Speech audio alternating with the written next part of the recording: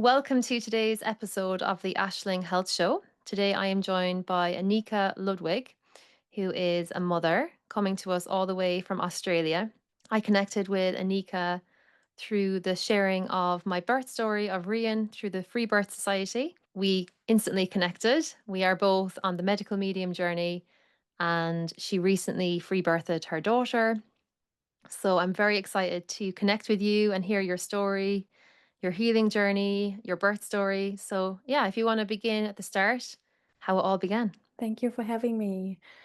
So my healing journey began when or my chronic illness journey began when I was a teenager, but I didn't have the words for it back then. I started experiencing allergies and asthma as a teenager when I was around maybe 14. Also, just prior to that, I had started having dizzy spells. That was mainly when I was too hot or in an environment of many people, that I was experiencing those fainting spells, which I now know that, yeah, it was signs of something bigger going on. But back then, my my father, who is a doctor, his remedy was to drink Coca-Cola to keep my blood sugar up. So yeah, so interesting. As I went on with life, I started collecting injuries. So I had a shattered break in my right foot when I was 17. I twisted my left knee snowboarding when I was 21. I sprained my ankle when I was 21 as well. I injured my right shoulder doing farm work here in Australia when I was 23. So the injuries kept collecting, and because of that, my inflammation. So I was starting to experience inflammation, and the injuries were not healing as well as I thought they would. And so then I found myself with 24, 25 with extreme back pain. And it was like my whole body was out of whack and there was inflammation all throughout. The injuries weren't healing and just something was not right. And I started with food. Back then, I found the Institute for Integrative Nutrition, IAN, and did their, I think, health coaching certification where you run through and you trial and test everything on yourself. So that's what I did. And I I really like the elimination diet. It did show me that I wasn't reacting well to dairy, and I also cut out gluten after that. So I had eliminated those two. Also started seeing a ton of practitioners. So to help with the back pain because it was crippling. Like I remember one day I was sitting on the couch and I was just crying and because I just couldn't move, like every move was hurting. And yeah, I just felt like I was missing something. Anyways, I was like venturing out to find a practitioner who could help me. And I tried acupuncture, I tried physio, tried osteo, I tried chiro, I tried massage, I tried like you name it. I tried them all, like to find someone. And, every time it was like 5 to 10 sessions. I was just desperate, and it's so interesting because every time you get your hopes up and you're like, surely this is it. Like, surely this is it. And then, you're disappointed again and it doesn't work. And what now? So then I went back into the food side. Okay, what am I missing? Then I started, because I had sort of playing around with vegan, I started to um, bring eggs and meat back in. I Or I got a coach who coached me into a 30-day juice cleanse on the Candida diet. So within that juice cleanse, I was allowed 2 green apples a day. Oh my gosh. For That 30 days. for 30 days, the rest was vegetable juice. So I remember I was having like red cabbage, carrot juices, and like crazy if you like think about it now. But yeah, at the end of the 30 days, I had crazy skin rashes. It just wasn't working at all. And I also fell for so that coach also recommended diatomaceous earth and taking essential oils internally and bicarb soda because I was experiencing candida and that was meant to help with candida. And yeah, so during that time, I fell into many what I now know as trendy traps. And yeah, had to trial a lot before finding medical medium. And that was in 2018. Same year as me. 2018. I Yeah. think there was something happening, like, I don't know, the Mm. angels were doing some sort of something because so many people found it around that time. That was just as the liver rescue book came out. Hmm. Hey, Yeah. yeah, so found celery juice, looked into celery juice, found medical medium. I started with celery juice and I slowly started with getting off the no foods and incorporating a couple of the 369s. That was 2019, but at the same time, I was still going out to restaurants, even if it was like vegan, gluten free, but it's hard to be no food free when you go to Rapeseed oil is everywhere in restaurants. yeah, Yeah. canola, exactly. Like there's always something. Hmm. Yeah, so that was 2019. I still was dabbling and I was starting to look into more of the cleanses and getting more serious about it because, first of all, his information was very much resonating. Like everything made sense. Like, and I think many of us who found his information, applies information, experience this where it just like it speaks to your soul, where it just Hmm. makes sense. It's like, Yes. oh my God, thank you. Like, even just being seen around. Oh, and the reason how I found him was around injuries. It was a post of his around injuries that wouldn't heal. And I was like, that is what my body is experiencing. I just didn't even have words for that, right? For me, it was always inflammation because everything I heard around it was inflammation. So even for him to word it like that, it's like light bulb moment. I was still working full time back then, and I was working in a high stress environment. And I had moved into a management position, and so that was 2019, 2020. And even though I was starting to apply this information, my health was getting worse. And it was definitely because of stress and because, yeah, I just weren't able to go all in. It was at the end of 2020 that it was sort of beautiful synchronicity because I was working. So we live right on the border of Queensland and New South Wales and on Australia's east coast. And the borders had shut during COVID within Australia, and you had to, yeah, show permits as you were uh, crossing the border as I was crossing the border to get to work and back.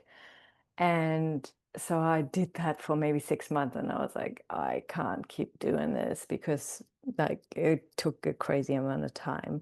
But also I could foresee that they were going to couple the crossing with the shots. Yeah, so I was like, there is no chance that I am going to go down that route. I spoke to my partner, and yeah, we made the decision that I was going to quit my job. And instead of looking for a next one, just focus on my healing. And so that was end of 2020. I quit my job. I went all in with the medical medium information. And at the same time, I found a mentor for the inner work and a coaching certification that I then enrolled for at the start of 2021. And I will come back to this because it sort of interweaves into one another.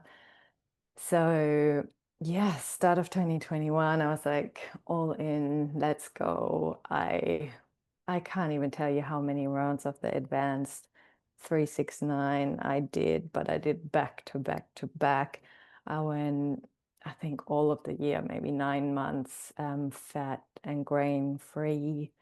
I did mono cleanses because I was experiencing, oh, by then, like up until end of 2020, I had accumulated over 30 symptoms. So I was experiencing, oh God, like bloating, SIBO, heart palpitations, inflammation or like injuries that wouldn't heal still.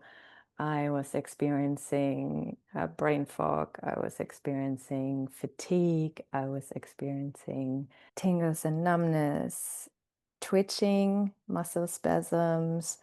I had random pains. I had that that was killing me at times, which is like the shingles pain, which runs from the neck.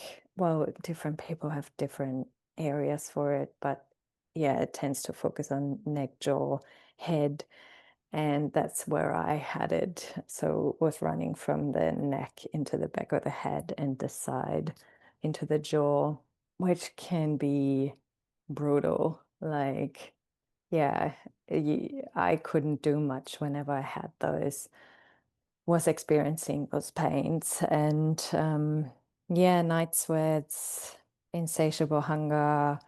I had a bone spur. I had itchy, flaky scalp. Like there just was so many different little things that were just adding up. So all in all, as I wrote them all down, it came to over 30 symptoms. And I was like, that's crazy. And so for me, it was clear that I need to take control and I need to become my own best expert. And I love that medical medium empowers us to do so, like encourages us, empowers us, like become your own best expert, pretty much, right? Like, understand your body, understand what's going on, and then know what to do about it. And yeah, I pretty much worked my way through the list with, so whenever you have a lot of symptoms, a great way, which you probably know about, is to look at the one that's the worst, that stands out the most, the symptom that stands out the most, and start with that. And the beautiful thing is, as we start like knocking them down, focusing on the one, not only eliminates the one, but there's a great chance that also a couple others will fall away because you're always going to the root, which is the toxins and the pathogens, right? Yeah, that was 2021. I also did a lot of mono cleanses because, yeah, all the bicarb soda, Mm. Yeah. and diatomaceous earth and so forth, had left their traces. That was actually bloating was one of my most persistent symptoms. Like it stuck around for a long time up until 2 months or 1 month before I became pregnant. I spent the whole year healing alongside learning about how to apply the inner work as well, which is um, for me, mindset work as well as learning about somatic work was super helpful. So, integrating, releasing any stressful thoughts. For me personally, it was more so around not belonging, that I was alone. That was something that I had internalized when I was bullied back in primary school, and it, yeah, had found their way deep roots into my system. And the somatic work was incredible like, in terms of applying it to the shingles pain.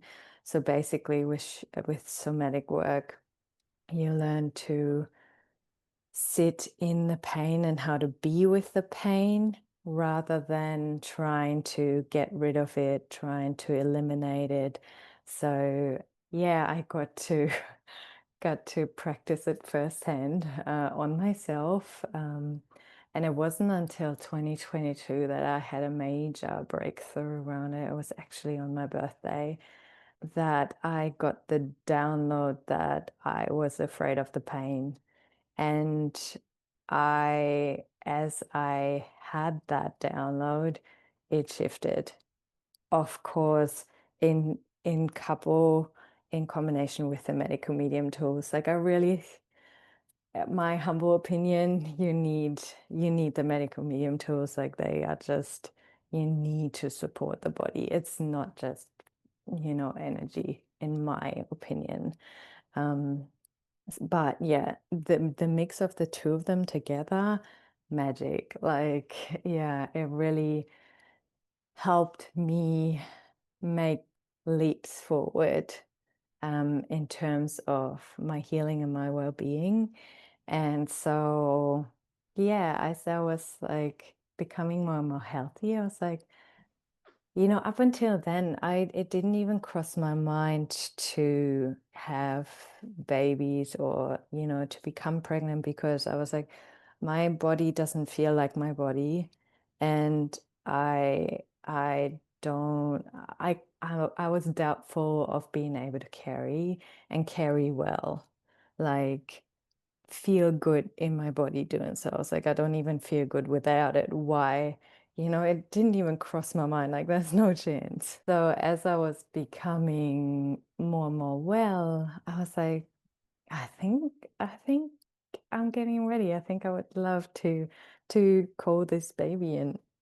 And my partner was very much on board. And so it was we we had conscious conception, so he was on board, meaning that was at the start, like maybe a year prior to when we actually conceived. So then he started to join me on the medical medium journey, which, took him. He watched me for 5 years before joining. He really loved his burgers and steaks and uh, yeah, bloke stuff. Yeah, it took him.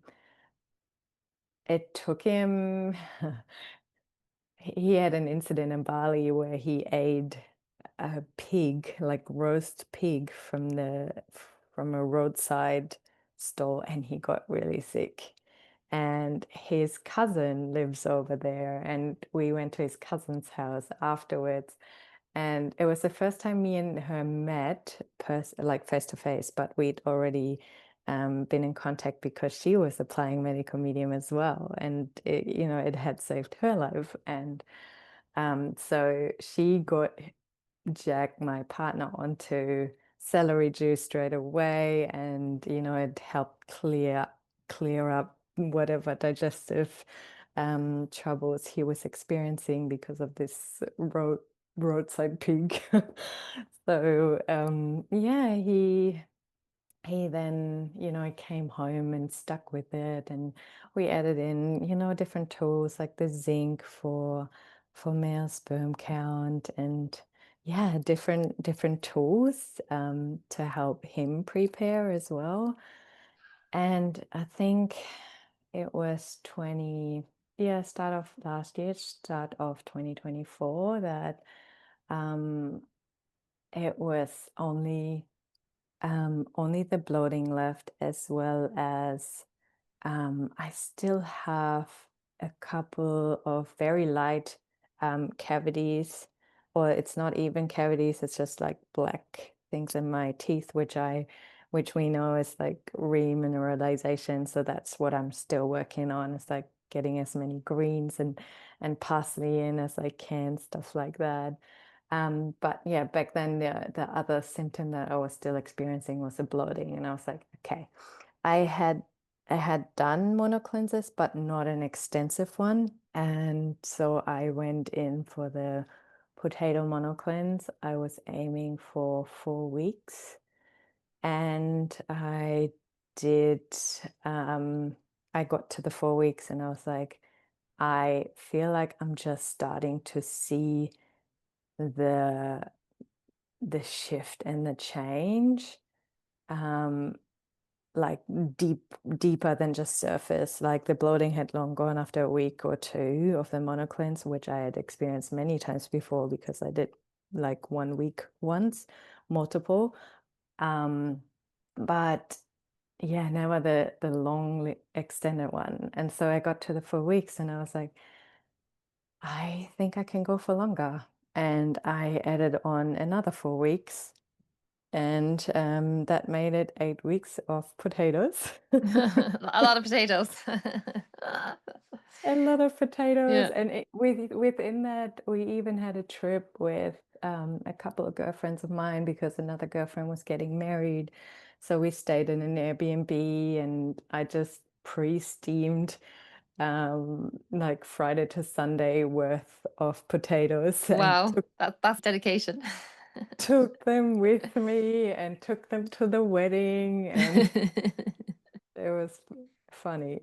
Funny when you think about it, but like when you're in it, you just go for it. Like, You're in it, yeah. And did you do the butter leaf lettuce with that, or was it just the potato?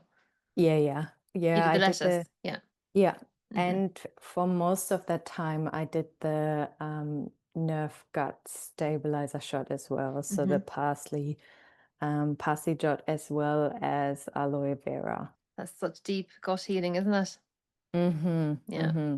Yeah, like the right type of gut healing, not The the right type, yeah, not the other stuff that sets you backwards and Yeah, that's just we were speaking about this before we hit record, but like the jungle of health information that's out there, it's it's so extensive. Like there is so much noise out there, and there's no wonder that most of us fell for trends and traps, mhm, and until you find what actually works. So yeah, I always hope that people do arrive at that spot to actually feel like I have arrived. I don't need to look anymore. I can just stick with what I mhm, know because I know that it's working.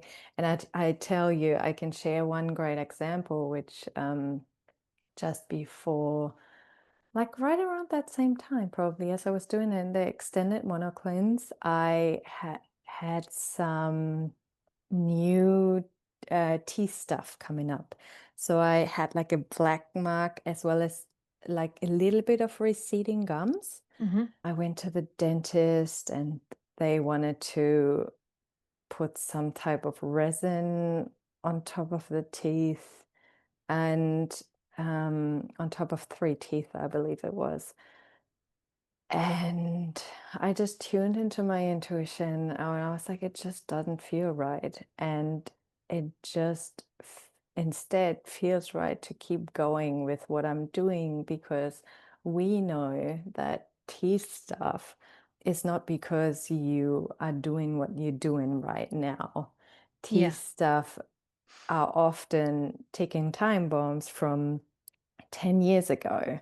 Yeah. You know, back when I was doing all the ACV, the apple cider vinegar shots and the bicarb soda, and then, you name it. So Yeah.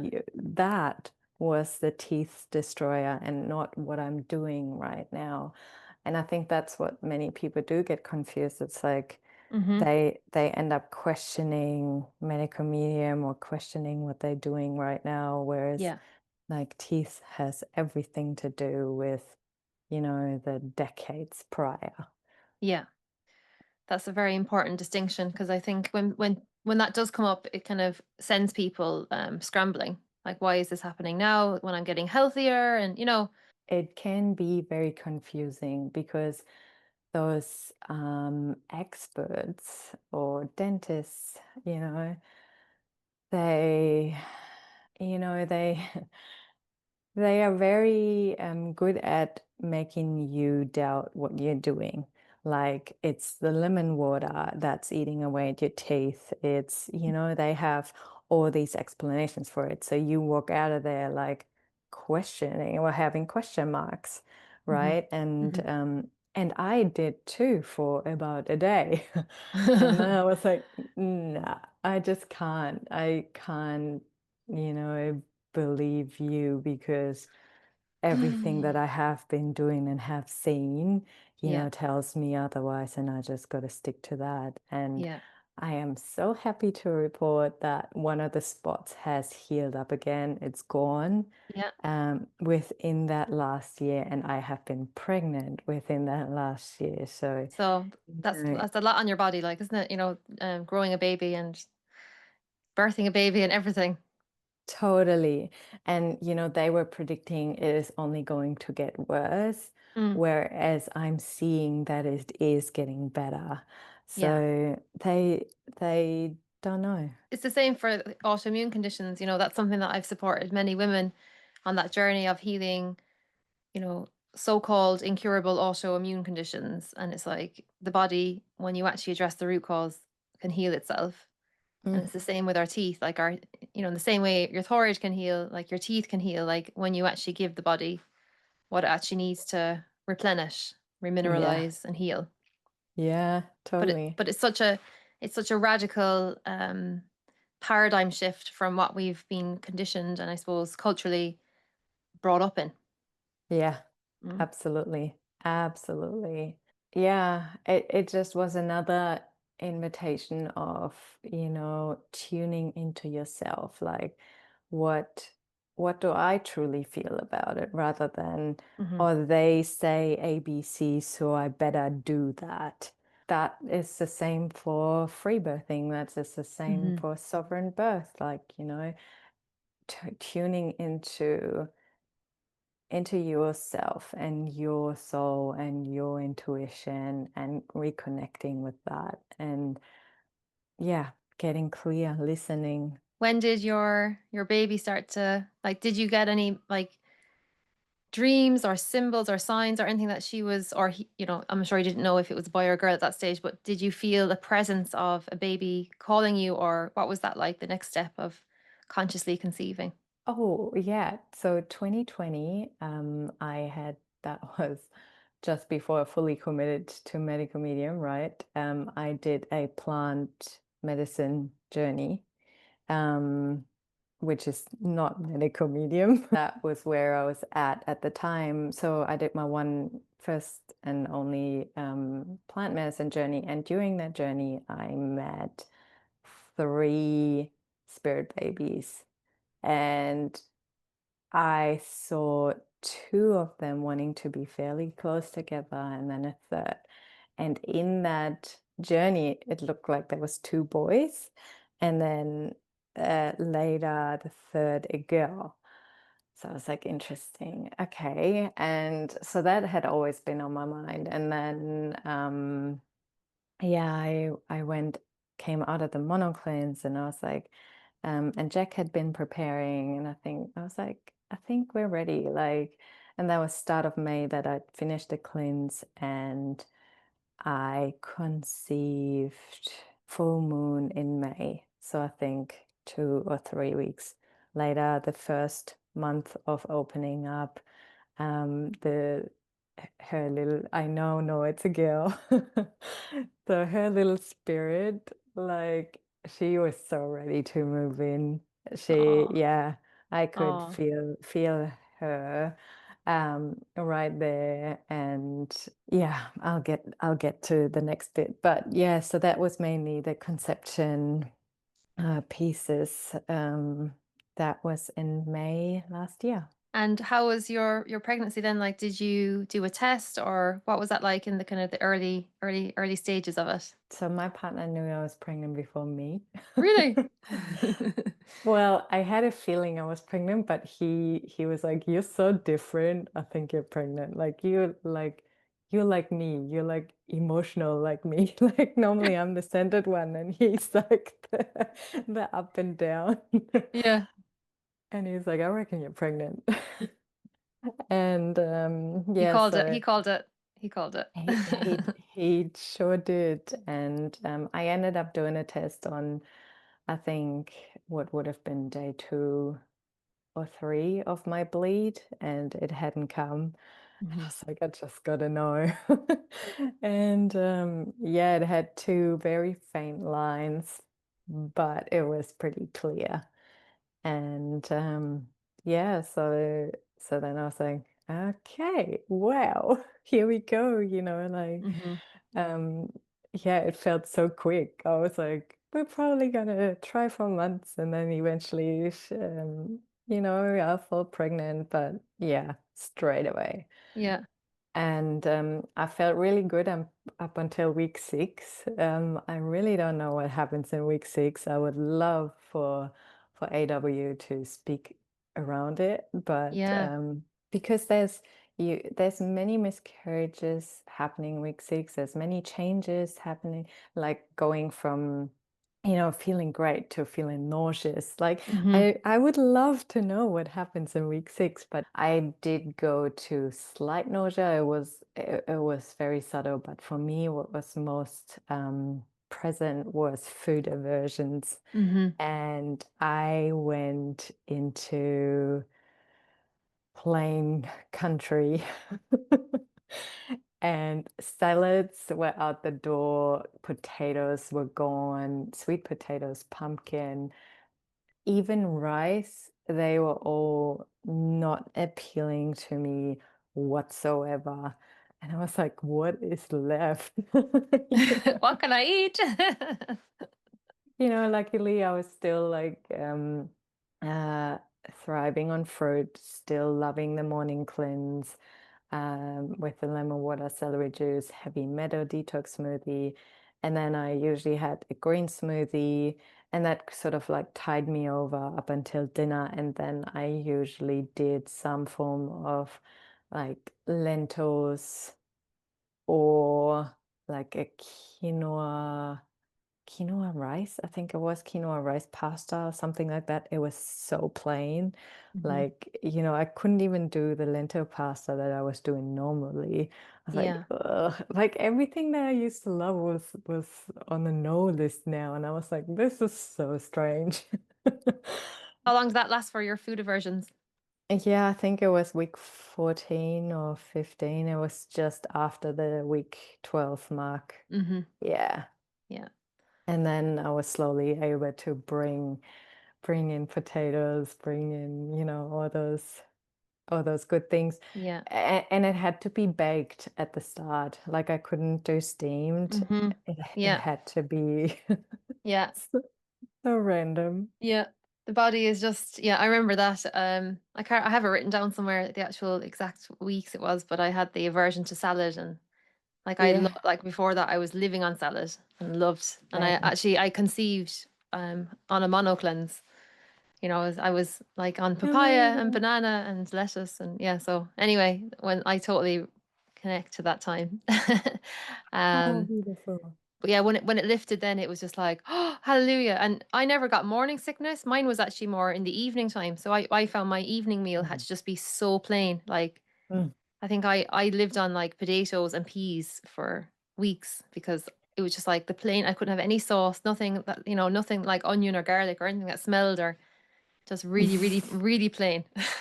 Yeah. Oh my God. There you say something smells like everything Mm. smells so Everything smells. exciting. You're just like, "No, I can't do it."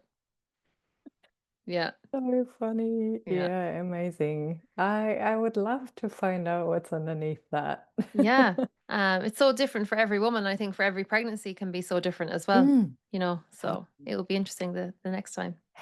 I had an amazing pregnancy. Uh, I was, the fact that I wasn't working, or was lightly working. I think I worked like a day and a half a week. So it was like, yeah, very little. Mhm. I had so much time to rest, and like the first trimester was a lot of resting, and my body loved it. And then with the second trimester, I slowly felt like, venturing out more, and it was like lining up with spring over here, and it was just perfect. And then, yeah, I was just rolling into the next weeks and months, and truly felt amazing. I had brought in two tools that I hadn't focused on too much up until then, which both had to do with salt cravings. I was always a sweet cravings person, but as pregnancy rolled around, it switched into salty cravings. And I was like, ooh, okay, so this is my sign of upping my mineral salts. And I started doing the living water, which I hadn't up until then, thanks to Monisa, because I was like, I can't have a lemon water with every water that I'm having. Like that's, Mhm. It's a so lot. extreme, and it's a lot. That's right. And she was like, no, no, no, you don't have to put like half a lemon into a glass of you just need a few drops. And I was like, Mhm. okay, cool, I can do that, Yeah. like, Yeah. and that, I love drinking my water now with my living water Yeah. with a few drops of lemon in my glass, like during the day. It's, Mhm. yeah, really, um, really changed a lot for me. The second tool I brought in was the 500 grams of greens a day. Being religious about that, like before that, I was having lots and lots of greens, like you say, like lots of salads. You have your shots and your juices and it all adds up. But I never was like religious about it around Yeah. like the 500 grams. And Mhm. with pregnancy, I was like, okay, I think I need to, be sort of onto it for a while until it becomes a habit. And what I started doing is just one English spinach bunch a day. That was 500 grams over here, and I just put it into smoothies with fruit and coconut water or orange juice or whatever I felt like. And Mm. yeah, that really, I was feeling amazing during my pregnancy. Having listened to those yeah, clues or what it was that my body needed. That's so good, and I think it's yeah, for so many women, they get the food cravings and they're going to, you know, ice cream or, chips or fries or, the unhealthy versions, but it's like actually understanding what the body actually needs is so important in pregnancy, not just for you as a woman, because obviously all of your reserves are being used, but also for the baby to give them truly the vital nutrients that they need to grow and to develop and to Totally. yeah, to be really in their best health that they can. Yeah. Yeah, that's right. And full transparency too, I did have chips, Yeah. and I Enjoy enjoyed them. them. Yeah. Exactly. I Yeah. did. Like they were the avocado oil ones, and I was like, Mm. I never have chips, and like I'm actually enjoying them, like Yeah, you can have healthy chips. totally. If you want healthy chips, go for it. And make sure you get all the other stuff in as well, As right? well, yeah. Like, yeah. That's the key, and I think, because I think there's this kinda all or nothing approach. "Oh, if I can I only have Mhm. to I can only do that, then I can't have anything that's a treat." And I think that, our inner child gets really annoyed and upset when we don't allow the treats. So, yeah, there's so many healthy ways that you can indulge and still support your body. I have a bit of an aversion around that word treat because Okay, if you really think about it, is it really a treat? You know? exactly. Yeah. A You treat, know, a treat, like a treat is like a mango, do you know? it Chopped up totally mango it like or really strawberries. soft, prime medjool date. Like Oh that's a yeah. treat. Yeah. They're literally they're like I get these ones, they're like they taste like caramels. They're such a nice date. And Rian, like Mm, they're his little dessert that I have. And I always, whenever he's exactly. going out, I'm like, oh, we have that is a healthy So good. treat. It's like a treat, and it's actually reframing what actually is Yeah, to treat yourself. exactly. Isn't That's what it? it comes down to. Yeah, in a Yeah. way that actually is truly nourishing. And I feel myself, the more that I've moved into this journey, the more that these foods, like that have the full life force and the full vitality, like they're the most nourishing, and they're treating myself with the highest level of respect and care. Exactly. That is exactly it. Like treating yourself 24/7 because you love it. Like out of love, Yeah. and Yeah. love and care. And yeah, it's yeah, truly amazing how much it shifts from like I have to, you know, be diligent to look after myself to like that's sort of where I, for example, came from, but Mhm. to now like feeling like I would not want to live any other way. Like I Yeah. get to look after myself in this way, and it's like the best ever. And I want, like many of Yeah. us are like, Yeah. you gotta try this. Like it's. Exactly. Yeah. Have Yeah. you tried the liver rescue cleanse yet? Do you know? You haven't lived until you've gone there.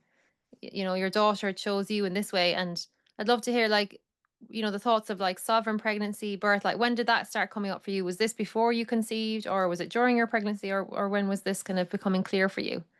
Yeah, great question. I think in 2020, I read about a woman who was sharing around free birth, and I gave her the instant stamp. You're crazy. I could never do that. Goodbye. Unfollow. Unfollow. Goodbye. That's Like, like yeah, yeah. Two too way out much. there. Two way out there. Yeah, yeah, Totally. yeah.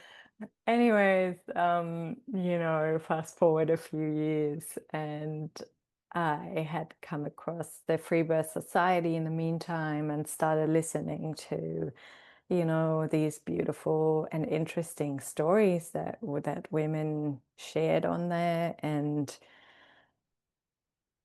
was starting to resonate with them a lot because of the parallels that run between sovereign birth, becoming your own best expert in your birth, and being your best expert in your health.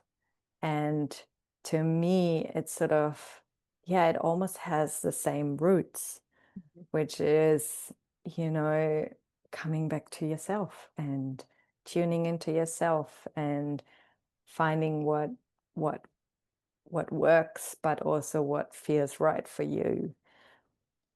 And yeah, so I think by the time that I conceived, I was pretty clear that it was going to be a free birth. I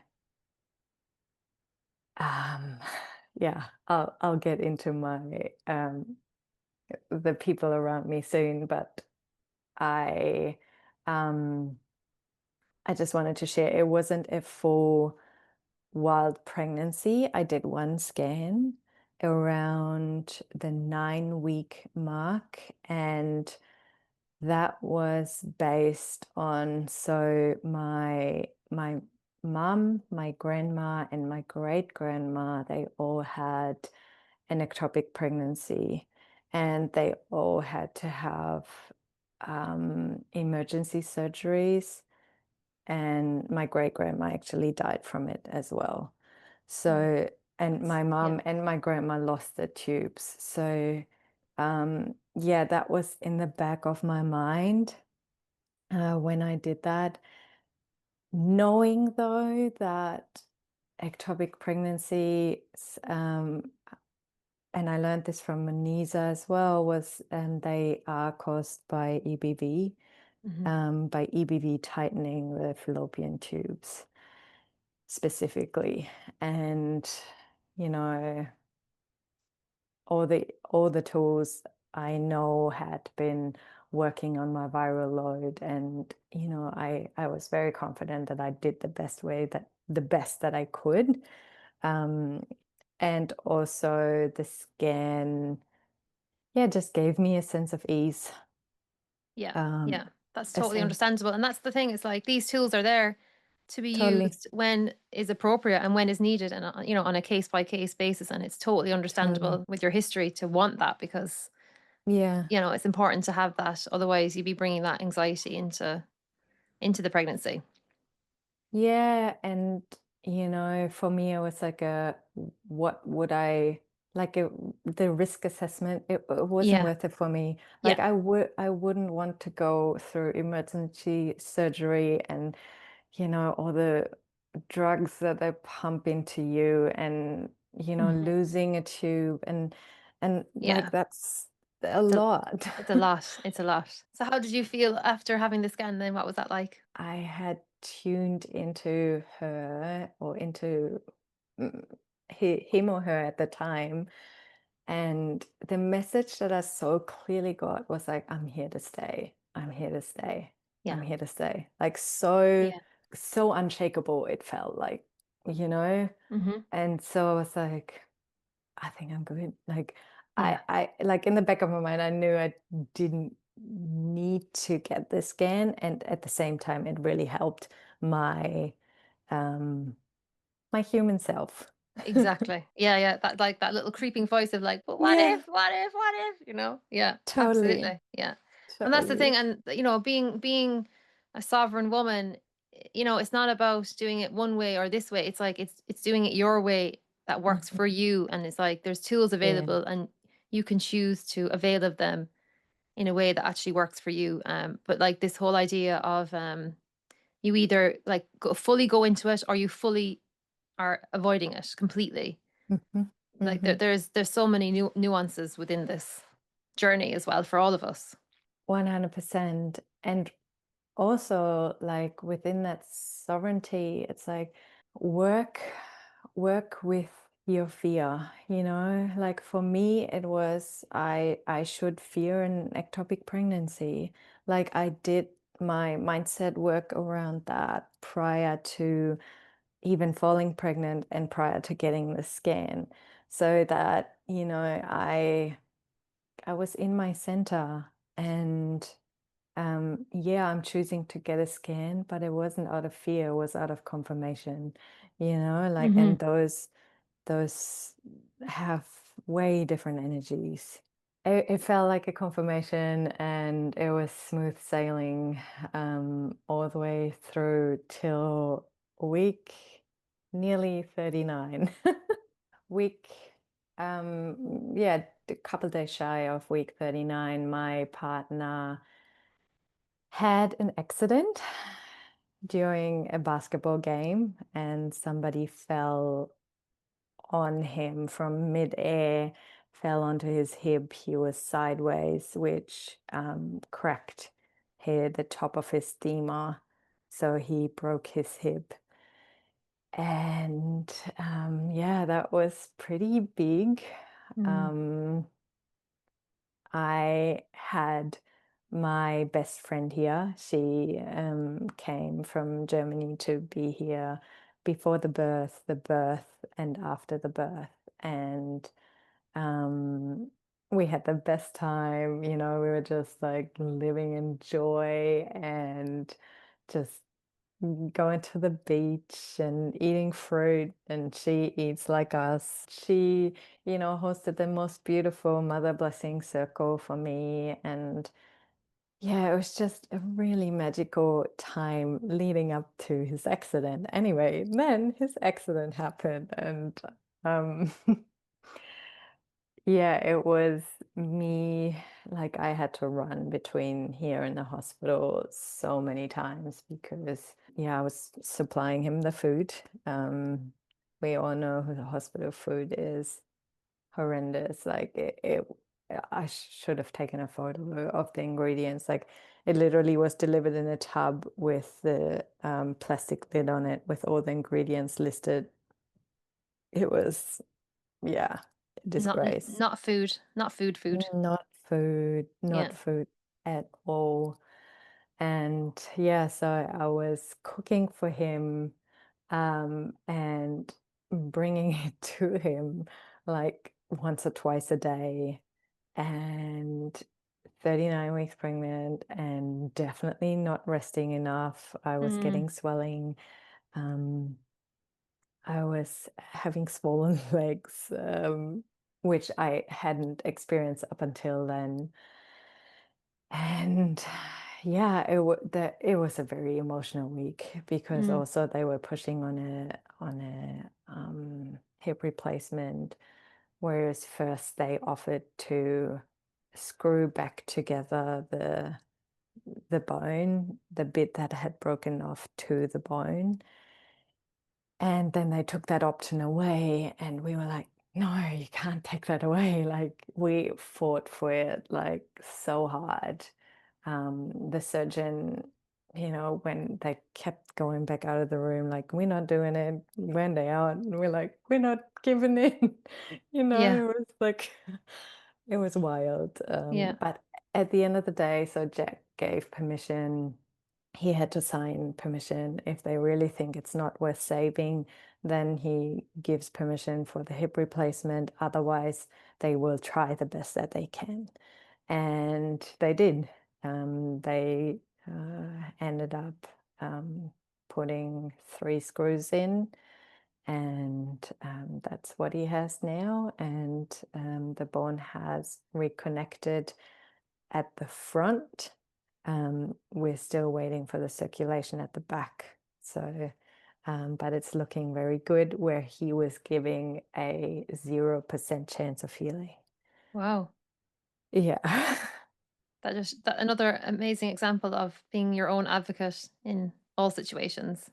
Yeah, Mhm, totally. Like he and we both had the feeling, man, he's 40. Those hip replacements, they last 15 to 20 years with the work that he's doing, 15 years max. mhm. So, being 40 means he would have 3 plus, Yeah, you know, yeah, surgeries down the road. yeah. And It's a yeah, lot. It's a lot. it's a lot. So Mhm. we had to try it, like, Yeah, yeah, had to. yeah, Um, exactly. The hip replacement really is the last resort. mhm, Yeah. mhm. Mhm. Whereas for them, and I can see for anyone who wasn't as strong in their faith in their Mm. own sovereign selves, they would have given in, Yeah, yeah, based on their expert yeah, opinion. yeah, absolutely. Yeah. So, a challenging time, especially on the lead up to the birth. And yeah, so how did that go? He had to come home then, and he was on bed rest, wasn't it? I was seeing him on the stories. Yeah, yeah, he was on bed rest, on strict bed rest. So we got him settled, and I got a couple of days of rest, which was so needed. And yeah, everything my body needed and asked for. The swelling went back down, and yeah, actually, I was wanting to share around my family and people around me leading up to the birth. Mhm. So for me, it was sorry for that jump. I just remembered. For me, it was quite clear that I wanted a just free birth, like just us, just me, just us. And um most of the people around me, for most of the people around me, I don't know how it was for you, but they did think I was crazy. They had, especially my family, had very high concerns. Mhm. My dad is an OBGYN, funny Oh, enough. wow. Oh my gosh. I can understand where he's coming from. Yeah. Totally, totally. And my mom was right behind him, and so were my siblings, and they each um looked for that conversation or sought out that conversation with me multiple times. Oh, that's tough. And and I think, yeah, it was tough, and also I all I could say was, "I hear you, and I just gotta do what I gotta do." Like, I can't change what I'm feeling based on your projections. Like, Mhm. I am I had left my people-pleasing days behind, and my, you know, putting other people's opinions above my own days behind. I just couldn't do it. And I just had to be true to myself and stick to what I felt was right for me. So within myself, I did feel quite at peace with with the choice. Yeah. I did a different route to you. I, didn't tell them that that was my plans. So smart. 'Cause I knew what was coming. I knew what was coming. So I was like, "Well, I opted out of that one." I love it. And I think I tried, and I think I left it for as long as I could, but they were so like, you know, are you going to get a midwife? Like they were so specific, the questions. I Yeah, was like, yeah, yeah. I can't lie. Like Yeah. I'm like, no. They're like, what do you mean, no? You're like, "Why did you ask me so?" Yeah, fast forward to the birth. So, um, yeah, so I had the 2 days of rest. It was a Friday. I remember it being a Friday. I was 40 plus one. So, the day prior, was also my 10th moon, 10th full moon with baby inside. And I'd finally let my neighbors know. We live in a unit, so we have neighbors left and right. And I finally, gave them a chocolate and a note saying, whatever you do, just don't call the cops. You know? If you I'm hear all if right. you hear any noise, it's totally natural and normal. Yeah, Totally, totally. that's so funny. Yeah. Yeah. Um, so it was a Friday, and even though I was 40 plus one, I was like, with everything that happened, I felt like I have time. I was like, I think she's just gonna be late. She's gonna come late. I have time. No, no rush, no stress. We hadn't set up anything. We hadn't set up, I got a birth pool. We hadn't set up the pool. We hadn't organized the birth space, which involved like moving some couches and stuff like that. Hadn't done none of that because of what happened with Jack, right? Like that slid in right as we were going to get into it. So we were like, cool. So over the weekend, we'll just get prepared. For the Friday, I was like, if the weather is nice, we should totally go to a waterfall and, just like enjoy, ourselves and be in nature. Anyway, so I did the morning cleanse. I went to the toilet afterwards, um, and I was sitting on the toilet when I felt like this pretty strong tug on the like left side of my belly. And I was like, what was that? Like, hadn't experienced anything like it. And and then I thought, oh, maybe it's like that's what Brixton Hicks are like, because I hadn't experienced any of Braxton Hicks. And I was like, well, normally women say they experience Braxton Hicks 2 weeks prior to birth. I was like, okay, cool. That means I still have 2 weeks. Woohoo! It's like, sweet. Yeah. Just went on with my day and we were making lunch like a couple hours later and I was pulling stuff out of the fridge and I just felt something trickle down my leg and I looked and I was like, oh, I think my waters have just broken. And they both looked at me, so my best friend and Jake, and they're like, "Okay, what do we do now?" And I was like, "Nothing. Let's just have lunch." You know, I was like, um, yeah, just really still feeling like I've got plenty of time. Like waters can be open for days, Mhm. no stress. Like especially first birth, like I really felt like I was in for the long haul, and I was preparing myself for that. And yeah, so we had lunch, and I was sitting on a puppy pad, and I got up after lunch, and Lena was like, "Oh no, Annie, look!" And I looked, and there was meconium on the pad, and I was like, no stress. Like, don't worry. I've heard many stories of women, experiencing meconium, before birth. Yeah. It's a variation of normal. And she was like, okay, cool. So what do we do now? And Lena sort of went on with, stuff that we were meant to be doing, which is like collecting our fruit and veg. That order was coming, as well as getting a birthday present for Jack. It was his birthday the next day. And Jack and I had a phone interview with a journalist who was writing about his story or our story, and as I was on the phone, we were on the phone to them, it was starting to pick up.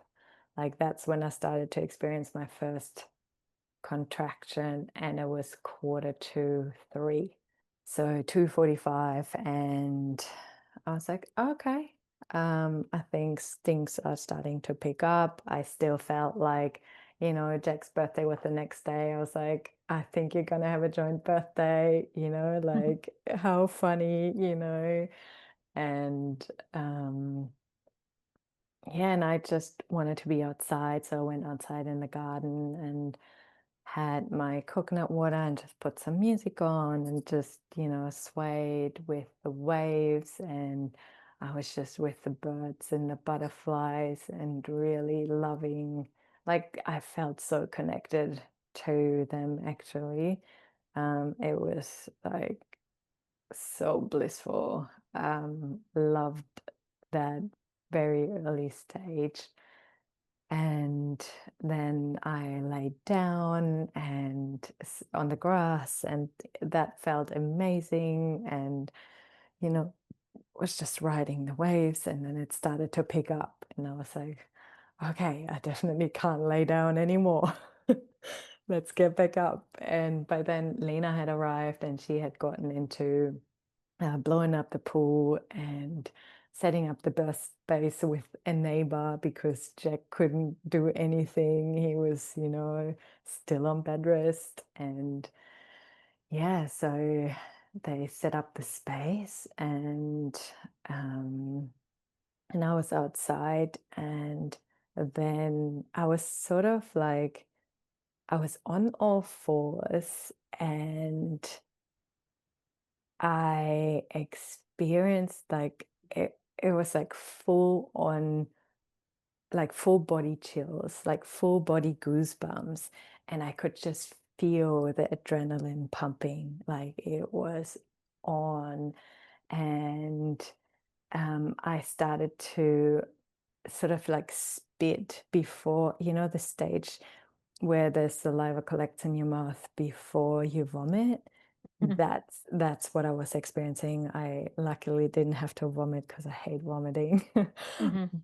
but I experienced the spit collecting and I just let it flow. And so I was on all fours, and then I experienced this like samurai kick from the inside. Had like, like this huge, massive kick, and I felt something flying out, which was the mucus blood. It was the craziest thing. Like she fully kicked it out. That is hilarious. She's like, I'm coming out. Come on. Boof. Get this thing out so I can make my way. Fully, like fully. So funny. And then I was like, as I was experiencing those waves of nearly vomiting and stuff, and I was like, holy shit, I think I'm in transition. I heard women share around that vomiting happen as you are in transition. And I was like, I feel like I've only just started labor and I'm in transition. Like, what is happening? And I said to Lena, I was like, I think I've got to get into the pool soon. Otherwise, won't make it. Like, I felt like I won't be able to walk for Mhm. much longer. Yeah. And she she kept a very brave face and she said, cool, let's go. Well, knowing that they only had just set up the pool and the pool had about maybe half a foot worth of water in it, like so little, and whatever little was in there was boiling hot Uh-oh. because they were like, let's get it real hot so we can cool it down super quickly. Anyways, I got in there and it was so hot. I was like, give me the hose, put cold on. So, so here I was like in the pool with like, so little water in it that was boiling hot, and I was Oh my holding I was holding the hose with cold water gosh. with with the right hand and just like holding myself down constantly. Like, it actually was the biggest blessing because it like kept me so distracted. Yeah. Yeah, Your focus was just on that, like, not on the actual baby coming. really, I was like, cool me down. Yeah, so here I was with a hose, in the pool, and that's when the pain like fully rolled in. It got so painful. Um, you know, I I heard many stories of like pain-free and, blissful and uh, and Orgasmic then births, orgasmic births. orgasmic, exactly. And then there was some others that saying it's really painful. And I was like, I felt like I had experienced pain before, like shingles, throwback, and that I had sat with pain a lot. I was like, I think I'll be able to sit with it and, allow it and, let it move through in that way. I was not.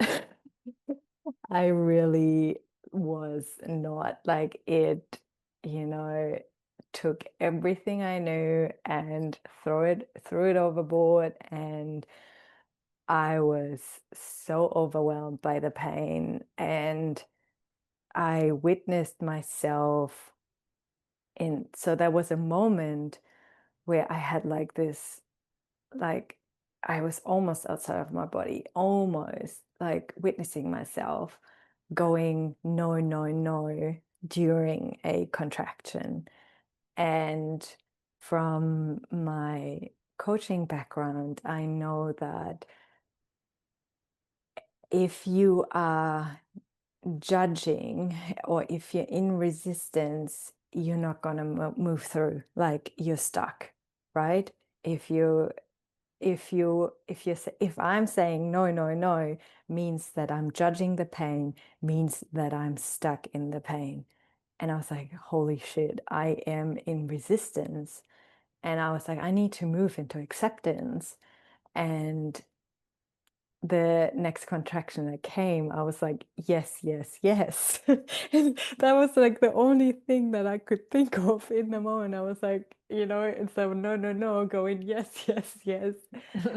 And so funny, Lena later said, my bestie later said, she was like, it was the most inauthentic yes I had ever heard. Yes, Like, yes, yes. Do you mean that? she was like, it really was so inauthentic, but it didn't matter. It actually worked, and it did work. Like that was the Yeah. moment that shifted into this surrender that I think is needed for birth. Like Mhm. this moment of like acceptance of what is happening and just fully letting it take over you Yeah. and whichever way it wants to unfold. I Yeah. don't know whether you had a moment like I did. that. I did. I'm like, I'm there with you in my own birth going, yes, I was brought to that place. And I almost feel like it's a doorway that you have to walk through because it's like Mm, preparing you. It's this initiation to prepare you for what motherhood is. yes, So, totally. and it's just so necessary in your development of becoming the mother. Mhm. Yeah, it's like this moment is needed, and that's actually when your birth progresses. And I just want to speak to the pain for a moment because I I had broken down my birth with a friend of mine afterwards, and she's from the inner work background, so from the coaching background, and she had what she said was a very intense birth, but not a painful birth. And I was like, I so cannot sign that. Like my experience was so different. Having said that, my birth was way quicker than hers. And they, for some reason, do say fast births are more intense. But I was like, let's break down what was happening. For me, and what we did find, like for me, I did get into a moment or moments of doubt. And that was right before this moment of surrender. And I do want to speak to that because I think it's so important to share and to normalize it and to yeah, she helped me see that. So the moment of doubt was basically it sounded like, is everything going the way that it should be? And sort of doubting the process of birth and the pain levels of birth. And basically doubt is a an aspect of fear. And fear is said to have a direct connection. And I'm just reading this book now to educate myself more around it, to be prepared around it for any future birth. And the book is called Birth Without Fear. And it's an old book. I'm gonna have to look up the author and maybe we can put it in the show notes or something because there's more Birth Without Fear books out there, but they're newer. This one is an older one, and it speaks to the fact that fear is connected to your womb, your uterus, and everything inside of you, and it's connected to the pain receptors. And basically, anyone who describes birth as pain-free, yes, intense, but not painful, um, is not experiencing any aspects of fear. And that's what my friend confirmed. She was like, I did not have any fear whatsoever. I trusted fully. I was so immersed, and it was progressing slowly for her and in beautiful increments. And she was, had this um, beautiful birth because of it. And so yeah, it's really interesting for me that, all the people that had seeded seeds of doubt during my pregnancy, if family as well as friends that weren't into free birthing or on the free birthing train um, had found their way into my consciousness, and I didn't clear it before before going into the process, and it was a huge lesson for me in hindsight. Yeah, even just having the awareness around it that that can happen, I think can, can help people. Yeah, that it can show up like you can be so clear, like I was before the birth, and it can show up right in your birth, Mhm. you know. Birth is the big revealer, isn't it? It's kind of Yes, showing us where we are in our psyche and totally. yeah, And everything. and also where we are yet to get free, right? Mhm. Yeah, it's a beautiful, opportunity for us to meet ourselves on a deeper level. Yes, Mhm. totally, totally. So yeah, after those doubtful moments, I had the moment of surrender and went from the no, no, no into the yes, yes, yes. And that's when the birth progressed quite quickly. Not that it wasn't quick until then. Um, so I think from there until she came out was maybe 20 minutes. Wow. From the timestamps that Jack took, he has got the no, no, no, and the, Yeah. written out. So funny. Yeah, so basically I was in the pool. I was just moving. I was most of the time laying on my forearms just on the edge of the pool, and as she was coming out, I think I was on all fours. And as she was coming out, I was like moving just intuitively, like pulling my right leg back. And then she slid out. And yeah, and there she was. It was, Oh, yeah, quite a surreal moment. It was really like, whoa, like, wow, here she is. Like, it was yeah. so mind-blowing. Yeah, I pulled her up. I had put her on my chest, and I held her back because the cord was like I was just able to lift her on my chest, and I was just checking that. And I think I didn't look at whether it was a girl or boy for like 45 minutes because I just needed to land. Yes. Like, Yes. it was like, whoa, what has happened? Like, and we were just, she let out, I think, one tiny cry. And then we were just cruising, and she was just like, sitting on my chest, laying on my chest, and we were just landing together. And it was like the most beautiful golden hour that I can think of. Like, we were literally just in this bubble.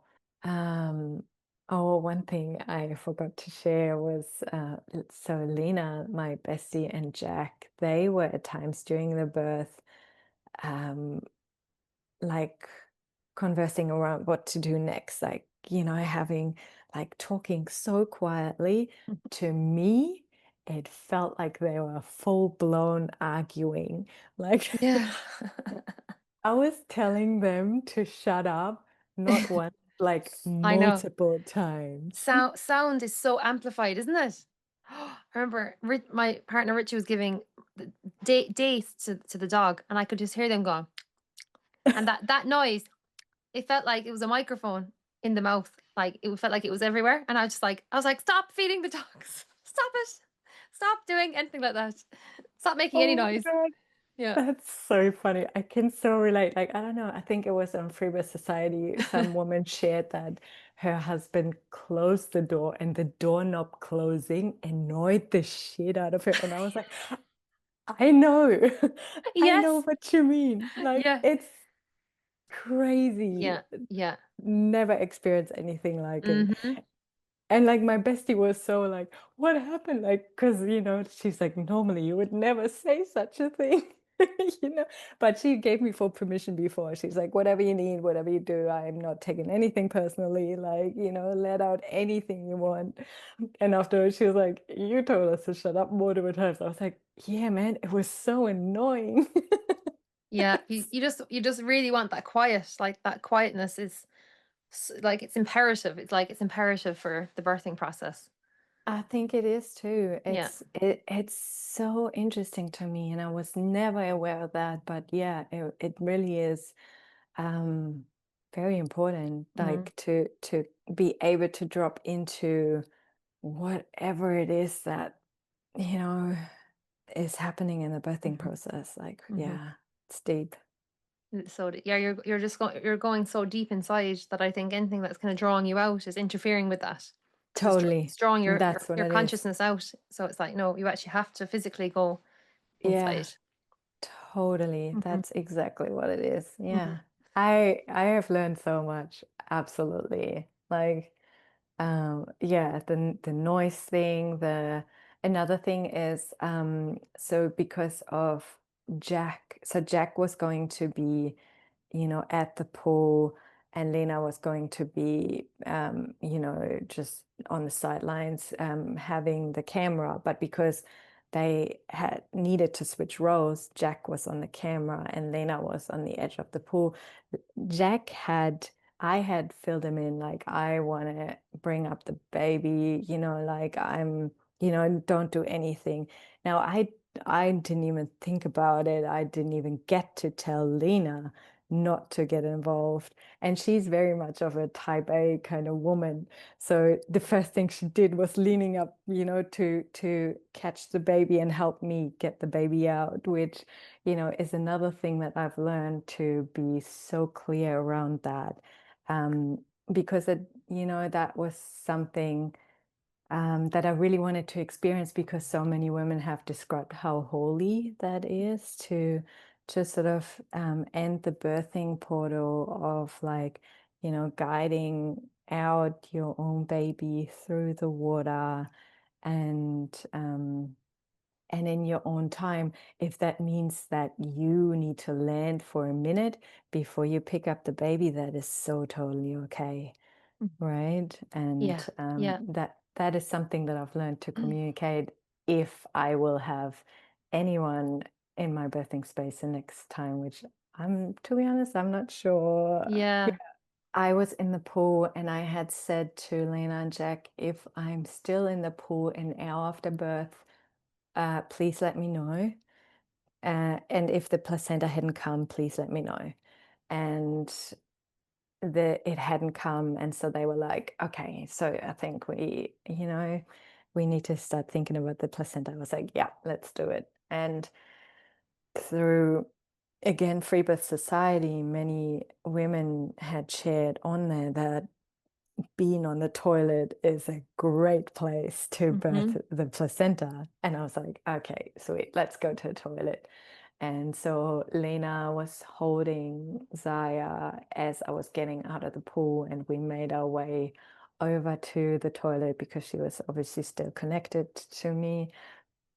And so we just worked together and made our way, got a bowl, placed it in the toilet, and I think it took maybe three minutes on the toilet, and I just had a contraction and the placenta came.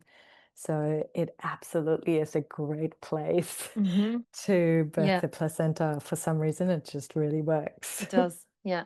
Well, I went to the toilet, but then I ended up having to go to the toilet. So then I was like, okay, I'm gonna go to the toilet. And then after that, I went into the shower and I just squatted over the bowl in the shower. And because I was kind of in that position anyway, just Perfect. one contraction and it just came out. And Perfect.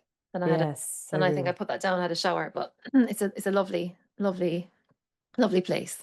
Yeah, Mm. yeah. Toilet or shower, exactly. Like, yeah, so good. Yeah, so then postpartum. Yeah, so we settled in. Um, I think so.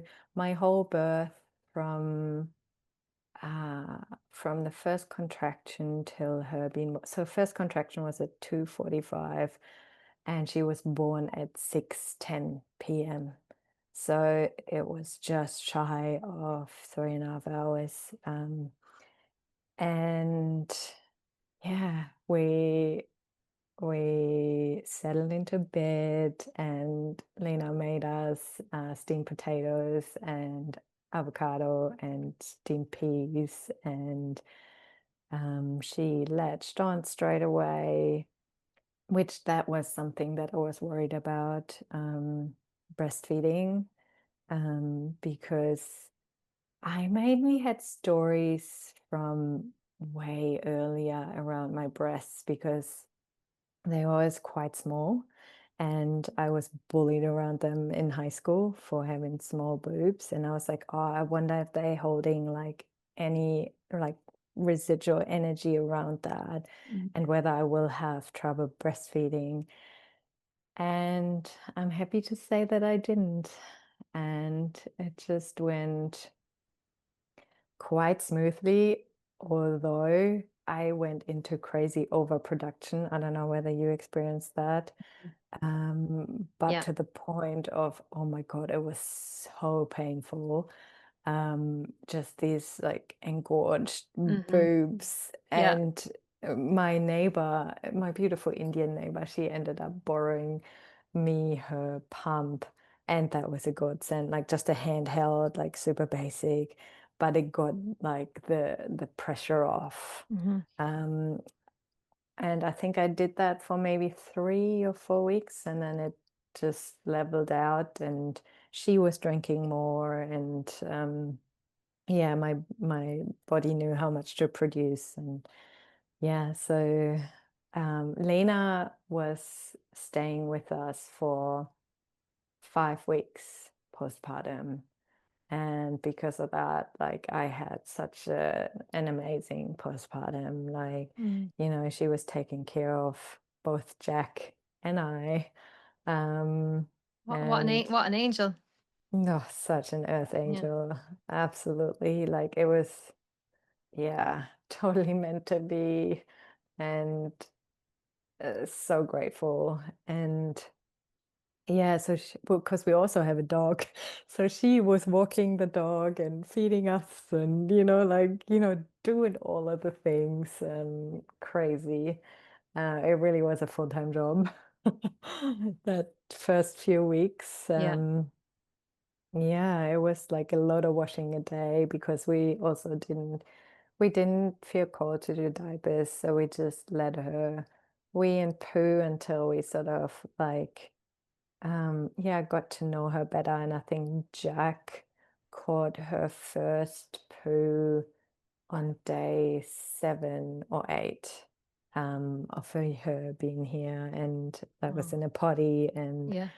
we sort of yeah, progressed from there, and she still poos in the potty with wee, so she now has a diaper on because it's winter Mhm. and she needs more clothes on. Like she wears cloth diapers, but um she still like poos and wees into the potty. Sometimes we don't get to it quickly enough because like she lets us know, but we don't get to it quickly enough because we have to take too many clothes off. Mhm. That's much easier in summer when she was just like bare bottom and you could Yeah. just plug her on. Yeah, absolutely. Oh, the EC, that is I also did that, and it's such an amazing journey as well. I love it. It's so good. Hey, how long Mhm. did it take for your little one to be He was kind yeah, of around the 14-month mark. nice. Yeah, and then at nighttime around 18, 19 months. Amazing. Yeah. How good. Yeah. Yeah, I'm excited. Yeah, it's so good. Yeah, Such a great so journey. good. I know, I know. So thank you so much. Yeah. Thank you so much for sharing, and yeah, just having this space to hear your story, and this wisdom is so important to impart to other women, and to have this story medicine. It's just really bringing back all of this feminine wisdom that we are Mhm. we are now claiming and living and choosing. So thank you for sharing and for living who you are. It's such an inspiration to me, and has brought so much richness to hear your experience. So thank you so much. Thank you for having me. And yeah, I'm so grateful for you too because yeah, it's like usually you have one or the other, like medical medium or free birth. It's so yeah, rare and beautiful to have the two combined. So yeah, I love the connection and the parallels that we have. So yeah, thank you for you and thank you for having me. And I'm excited to see what the future, what babies or what else the future holds for you and for us. And yeah, thank you for everyone tuning in to like this. If I could leave women with anything, like, it's tune into yourself and stay true to yourself. Yeah.